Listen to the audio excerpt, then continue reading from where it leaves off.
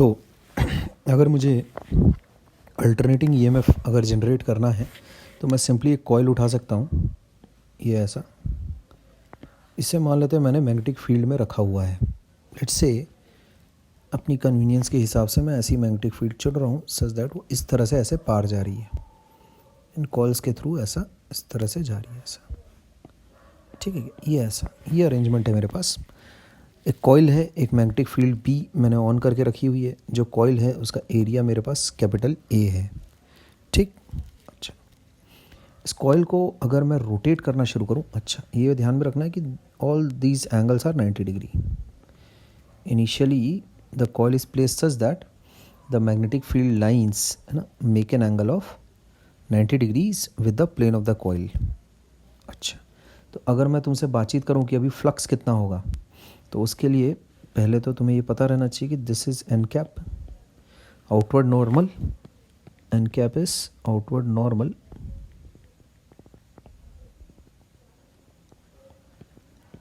Of the coil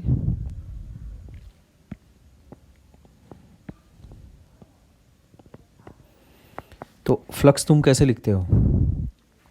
the number of field lines passing through the plane of the coil, वो चीज़ हो जाएगी मेरे पास बी डॉट ए। तो ये मैं ऐसा लिख सकता हूँ B dot A times n cap, ऐसा। तो ये हो जाएगा B A cos of 0 degree, क्योंकि एन कैप जो है मेरा बी वेक्टर के साथ 0 डिग्री का एंगल बना रहा है। ये आ जाएगा बराबर बी ए, ऐसा। और फ्लक्स के बारे में तो मैं तुम्हें थोड़ा सा आइडिया अपने आप से ही दे दूँ। हमेशा ये बात ध्यान में रखना कि एरिया का जो टुवर्ड्स द एंगल वाला कंपोनेंट होता है, जैसे कि अभी जो तुम्हारे सामने केस आया इसमें फ्लक्स है तुम्हारे पास इतना। ठीक, फ्लक्स कितना हो गया? इनिशियली फ्लक्स अपने पास है बी ए, ऐसा। फ्लक्स का थोड़ा सा आइडिया देने की मैं कोशिश करता हूँ तुम्हें। मान लेते हैं इस कॉइल को तुमने रोटेट किया, ये ऐसा, ठीक है, ये ऐसा हो गया। लेट्स से ये एंगल थीटा से टर्न कर गया, समझ रहे हो? तो अभी जो नया ओरिएंटेशन है वो ये है, ऐसा कॉइल का। फील्ड लाइंस वैसी ही है, ये फील्ड लाइंस है तुम्हारे पास ऐसी, फील्ड लाइंस ऐसी। तो मेरा ये बोलना है कि वो एरिया का कौन सा कंपोनेंट है जिसके थ्रू एक्चुअल में फील्ड लाइंस पास हो रही है। तो इसको दो तरीक़ों से कर सकते हो तुम। जैसे ये एरिया कितना है अपने पास, दिस एरिया इज़ ए, इस एरिया को ही रिजॉल्व कर लो, समझ रहे हो? तो ये देखो, ये जो एरिया है इसका एंगल के डायरेक्शन में क्या कंपोनेंट आएगा, देखो ऐसा कर लो इसको। ये एरिया मैं बोलता हूँ ए कॉस थीटा हो गया, और इसका जो परपेंडिकुलर कंपोनेंट रहेगा इस एरिया का वो हो जाएगा तुम्हारे पास ऐसा कुछ। इससे क्लैरिटी रहती है असल समझने में। ये हो गया तुम्हारे पास ए साइन थीटा। फ्लक्स को समझने में क्लैरिटी रहेगी, बस और कोई बात नहीं है। वैसे ये सारी चीज़ें तुम इलेक्ट्रोस्टैटिक्स में कर चुके हो, फ्लक्स वगैरह को लेकर बातचीत तो ऑलरेडी कर चुके हो। फील्ड लाइंस देखो कैसी जा रही है, ये ऐसा। अब मेरे को बताओ, क्या कोई भी फील्ड लाइंस इस वाले एरिया कंपोनेंट के थ्रू जा रही है क्या? है ना, सारी की सारी फील्ड लाइंस उसके पैरेलल निकल जा रही है, ऐसा पैरेलल, कोई भी थ्रू तो जा ही नहीं रहा है। तब बताओ मेरे को फ्लक्स कितना बैठेगा? Flux in this case equals B times A cos theta, समझे? ये क्या है? Magnetic field multiplied by projected area. ठीक, इसको निकालने का एक दूसरा तरीका भी है एल्जेब्रिकली, और वही अलजेब्रा ही तुम यूज़ किया करना, ज़्यादा आसान गिरेगा तुमको। देखो, जैसे पहले का जो नॉर्मल वेक्टर हो गया वो कुछ ऐसा रहा होगा। फर्स्ट ओरिएंटेशन में कॉइल ऐसा रखा हुआ था ना, तो नॉर्मल वेक्टर कैसा है, ऐसा ये मैंने बना दिया है। उसके बाद जब उस कॉइल को तुम थीटा एंटी क्लॉकवाइज रोटेट करोगे तो एन कैप भी रोटेट हो जाएगा, है ना। ये एन कैप डैश बोल देता हूँ मैं इसको। ये ऐसा थीटा से ये भी रोटेट हो गए साहब, समझे? तो यहाँ पर फ्लक्स अगर मुझे लिखना है अभी रोटेटेड पोजीशन में, है ना, तो फ्लक्स में कैसे लिखूँगा, पी डॉट ए बराबर बी और ए के बीच का जो है ना, ये जो थीटा है, this theta is the angle made by the normal vector between the normal vector and the field। ठीक, ध्यान रखोगे। तो डायरेक्शन ऑफ फील्ड क्या है तुम्हारे पास, ये यही तो है डायरेक्शन ऑफ फील्ड, है ना, देकर रखा है देखो। तो फील्ड और नए वाले नॉर्मल के बीच में तुम देख सकते हो एंगल थीटा का बन रहा है, समझे। और क्लैरिटी के साथ अगर तुम्हें दिखाऊं तो कुछ ऐसा है मामला, देखो ऐसा। अभी की जो नई वाली पोजीशन है उसमें ये एंगल हो गया थीटा, समझ रहे हो। तो ये ऐसा नॉर्मल कुछ ऐसा रहेगा एन कैप, और फील्ड कुछ ऐसी है बी, दोनों के बीच का जो एंगल है दैट इज़ थीटा, ये मामला है। तो इस तरह से भी कर सकते हो, एरिया को प्रोजेक्ट करके कर सकते हो। ये एक तरीका हो गया तुम्हारे पास फ्लक्स को लिखने का, ये एक तरीका हो गया फ्लक्स को लिखने का, और एक ये भी एक तरीका, ऐसा भी तुम बोल सकते हो प्रोजेक्टेड एरिया वाला। ठीक, तो फ्लक्स का जो बेसिक आइडिया है वो तो खैर तुम सबको है ही पहले से। अच्छा एनीवेज, अभी मैंने क्या किया है, अब देखो इस कॉइल को मैं रोटेट करना शुरू करता हूँ। तो कॉइल को जैसे ही मैं रोटेट करूँगा, एक बात हमेशा ध्यान में रखना, जब कभी भी कोई भी कॉइल फील्ड लाइंस को कट करता है, एक्सटर्नल फील्ड लाइंस को जब कभी भी वो कट करेगा तो इंड्यूस्ड ईएमएफ आना ही है। इंड्यूस्ड ईएमएफ होगा तो कॉइल का जाहिर सी बात है कुछ ना कुछ रेजिस्टेंस है, तो इसमें करंट भी बहेगी।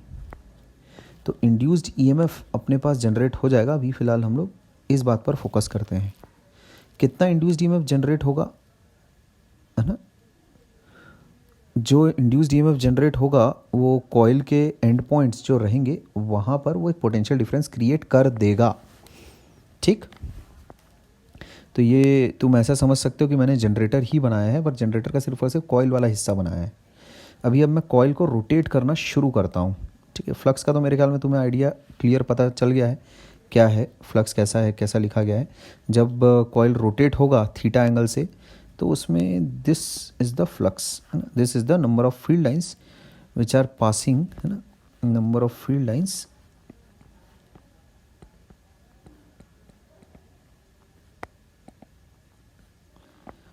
passing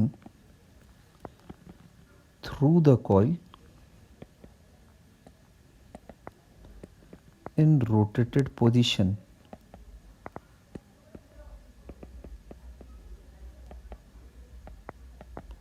कितने से रोटेट किया, थीटा से रोटेट किया, इन रोटेटेड पोजीशन। अच्छा, तो मेरे पास एक कॉइल है, ठीक, इस कॉइल को लेट्स से मैं घुमा रहा हूँ इस तरह से, ये मेरी रोटेशन एक्सिस है। अपन इसको ऐसा घुमाते हैं, ये ओमेगा से ऐसा एंटी क्लॉकवाइज डायरेक्शन में, ओमेगा इज कांस्टेंट, है ना।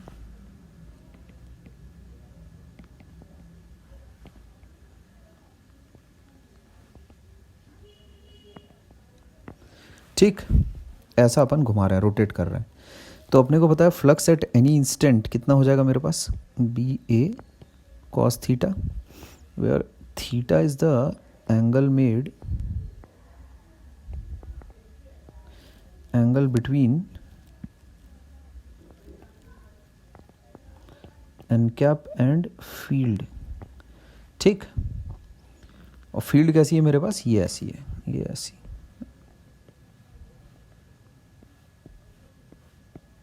ऐसा कुछ। ठीक,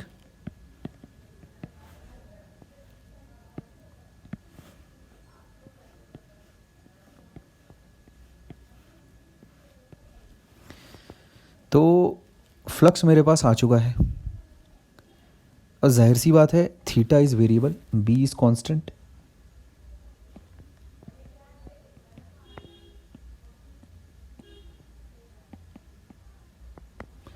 but due to variable theta flux is variable,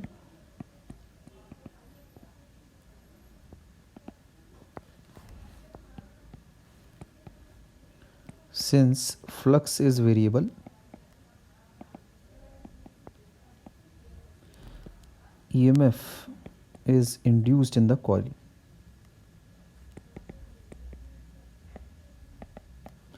ठीक, कितना EMF इंड्यूस होगा बड़ी आसानी से निकाला जा सकता है।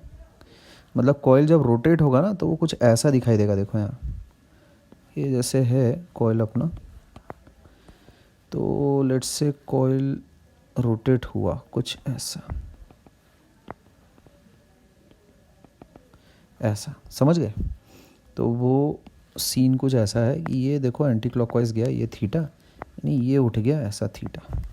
जो इनिशियल जो तुम्हारे पास नॉर्मल था वो ये था, बाद का जो नॉर्मल है वो कुछ ऐसा दिखाई देगा, इसको एन डैश बोल देते हैं। ये हो गया थीटा।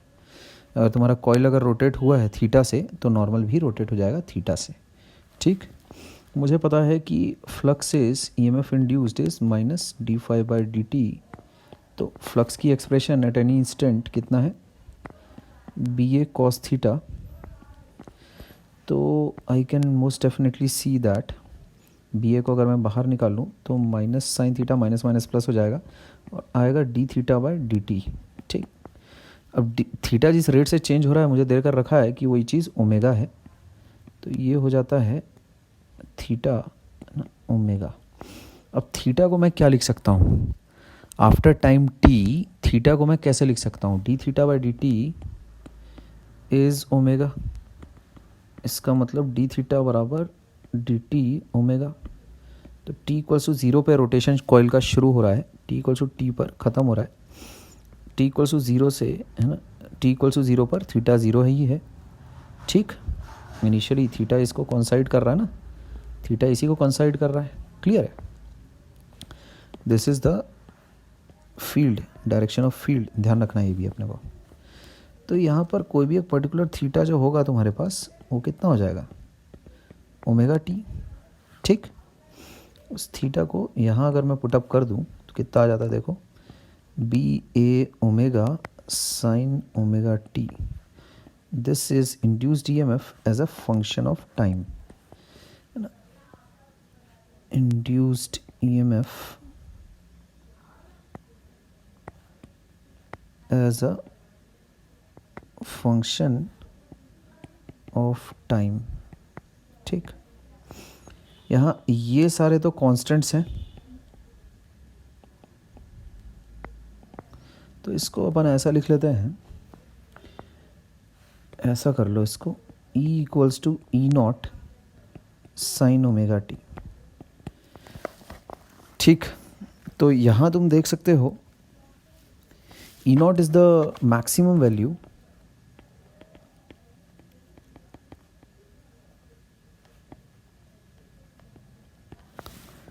of alternating EMF।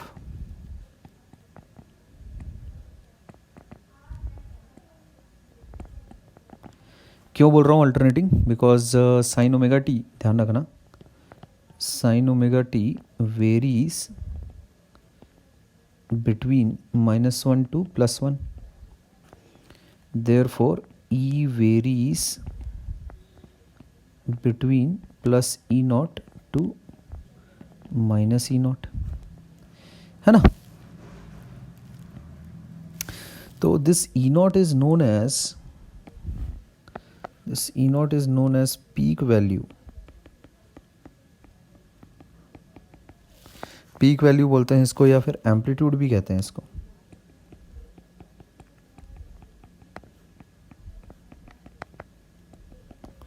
ठीक है,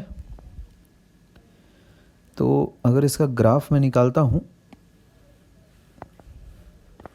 कुछ ऐसा आएगा, ये थीटा है मान लेते हैं, angle between N cap and B, normal और फील्ड के बीच का एंगल है। ठीक, ये लेट्स से EMF है, इंड्यूस्ड EMF।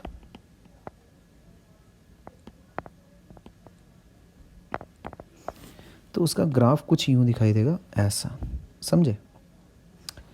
ये यहाँ π/2 पर तुम देख सकते हो इंड्यूस्ड EMF इज़ मैक्सिमम, वहीं पाई पर ये चीज़ मिनिमम है। उसके बाद देखो पाई के बाद एक्चुअल में साइन चेंज हो गया EMF का। ठीक, ये हो गया 2π। तो तुम यहाँ पर देख सकते हो दैट ये चीज़ मेरे पास लिखी है E0 and this thing is minus E not. तो यहाँ पर it is clearly visible that 0 से पाई के बीच में E is positive and pi से 2 पाई के बीच में जो इंड्यूस्ड ईएमएफ है दैट इज़ नेगेटिव। तो 0 से पाई यानी हाफ रोटेशन, समझे? तो इससे मुझे पता क्या चलता है, आफ्टर ईच हाफ रोटेशन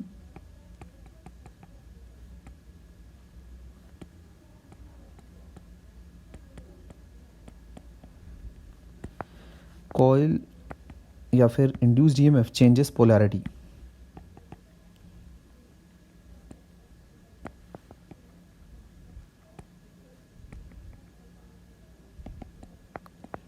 ठीक, तो दूसरा जो इंड्यूस्ड ईएमएफ है उसका मैग्नीट्यूड भी अलग अलग इंस्टेंट्स पर अलग अलग है ना, जैसा कि यहाँ देख सकते हो तुम।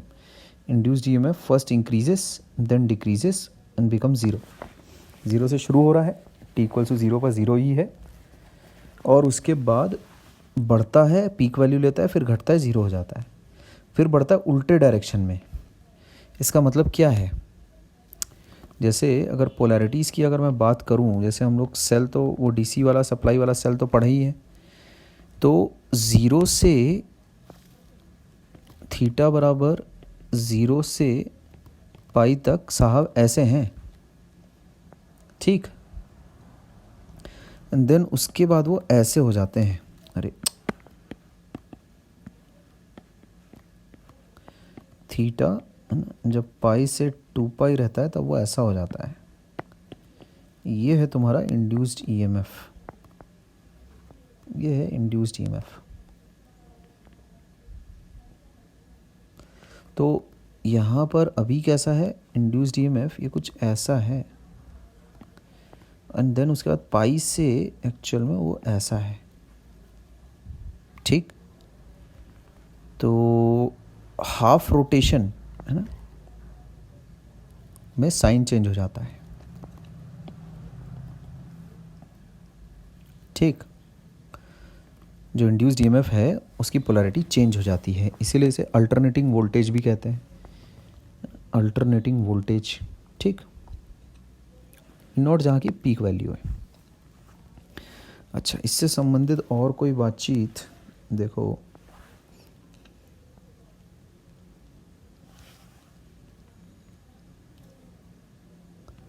ठीक है, यहाँ तक के तो सारा काम हो जाता है, और कुछ तो इसमें खास ऐसा बताने लायक है नहीं। हाँ, मैं थोड़ा सा फ्रीक्वेंसी वगैरह पर बातचीत कर लेता हूँ। तो टाइम टेकन, या फिर मैं कहूँ number of rotations of coil in 1 second, ये हो जाएगा frequency denoted by small F. तो वो चीज़ मेरे पास कितनी आ जाएगी, एक रोटेशन मतलब 2 पाई, है ना। अब ओमेगा का मतलब क्या होता है, ओमेगा का मतलब होता है एंगुलर वेलोसिटी, ठीक है। तो ओमेगा तो है मेरे पास। अच्छा, तो देखो ओमेगा एक्चुअल में तुम ऐसा बोल सकते हो that this is nothing but distance travelled per unit time, ठीक। तो मुझे इस बात का तो ज्ञान है कि इन 1 रोटेशन, है ना, angle covered will be theta, angle covered will be 2 पाई। तो नंबर ऑफ रोटेशंस कितने होंगे ये मुझे निकालना है basically, of coil in 1 second, ये कितना होगा ये बेसिकली मेरे को निकालना है।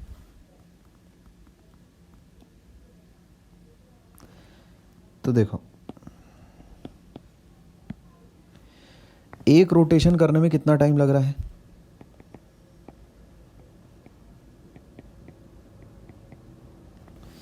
इन 1 रोटेशन थीटा कितना ट्रैवल कर रहा है, ये हो गया 2 पाई। टाइम कितना लग जाएगा, time t that will be equal to 2π/ω। अच्छा, तो नंबर ऑफ रोटेशंस कितने हो रहे हैं तुम्हारे पास 1 सेकंड में? तो जब एक रोटेशन को तुम्हारे टाइम लग रहा है 2π/ω, and this is what is known as time period of revolution.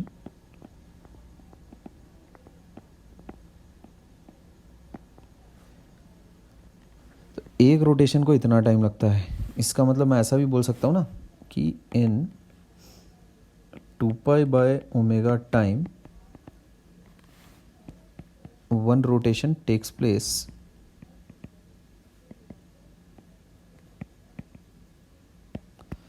therefore in 1 second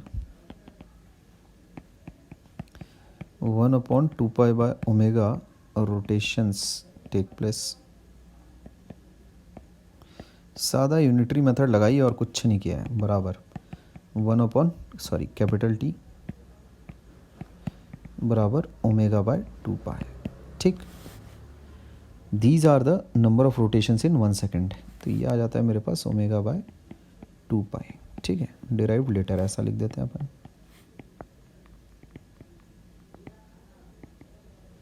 और लेटर कहाँ पर है? वो यहीं पर है, ये हो गया लेटर। This is f। ठीक, फ्रीक्वेंसी, इसी को कहते हैं फ्रीक्वेंसी। This is frequency.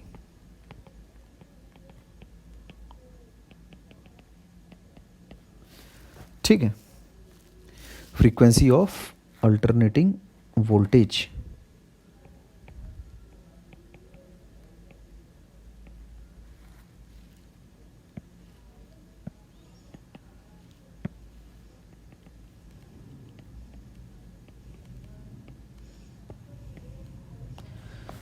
अच्छा, इसको डायरेक्ट डेफिनेशन से हम लोग नहीं निकाल सकते थे क्या? ये जो चीज़ है ω/2π, पहले तो फॉर्मूला लिख लो। Time period of revolutions is ω/2π is 1/f। ठीक, ये तो पहले तो बहुत ही इंपॉर्टेंट चीज़ है। मेरा बोलना है नंबर ऑफ रोटेशंस पर सेकेंड।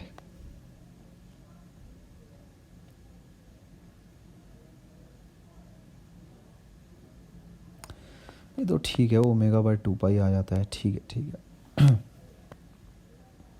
ठीक है, तो ये सब बातें हैं, है ना।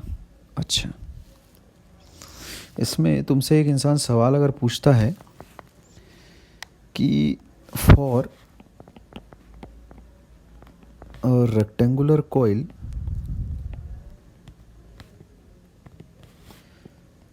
rotating in a uniform magnetic field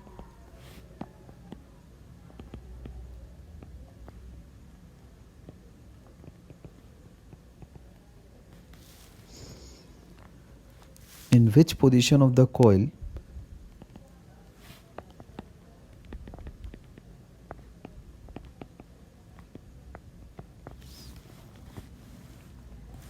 is the EMF induced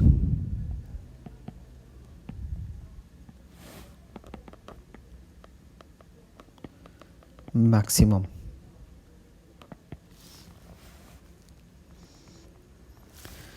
State the magnetic flux in this position। सवाल लिखने में थोड़ा ज़्यादा समय चला गया है। खैर, पूछा जा रहा है कि एक यूनिफॉर्म मैग्नेटिक कॉइल में एक यूनिफॉर्म मैग्नेटिक फील्ड में कॉइल रोटेट कर रहा है, किस पोजीशन में, कॉइल की किस पोजीशन में ईएमएफ जो इंड्यूस्ड होगा वो मैक्सिमम होगा। तो ईएमएफ इंड्यूस्ड होता है E इज़ -dφ/dt। तो for E equals to E max मैं ऐसा बोल सकता हूँ dφ/dt नीड्स टू बी 0। पक्की बात है। ठीक, अच्छा, तो dφ/dt अगर तुम्हारा 0 होना है तो उसके लिए फाई मुझे पता है कि बी ए जो dφ/dt है ना,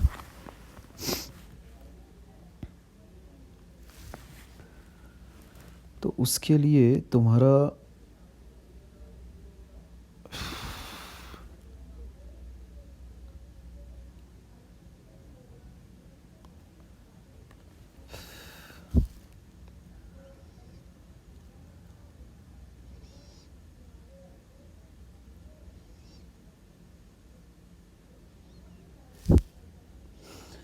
d5/dt ज़ीरो थोड़ी होगा, ये मैक्सिमम होना चाहिए ना, इज मैक्सिमम, है ना। अच्छा, तो rate of change of flux is maximum.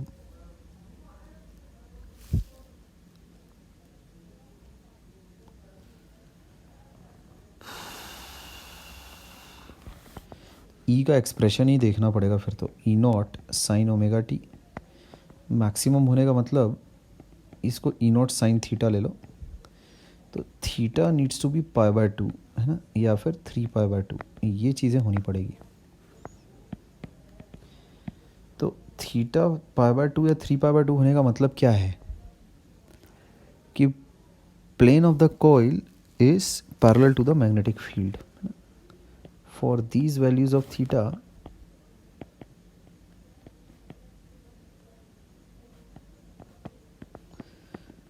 plane of the coil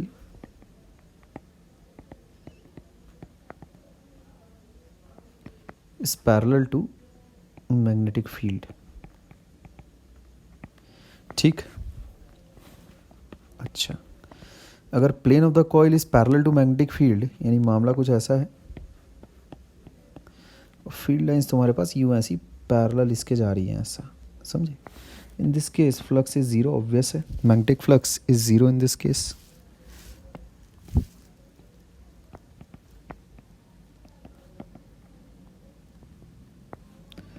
through the coil is 0 in this position। ठीक, d5/dt is maximum, है ना, तो मैग्नेटिक फ्लक्स इज ज़ीरो। ठीक। अच्छा, तो सारी बातचीत मेरे ख्याल में मैंने कर ली है।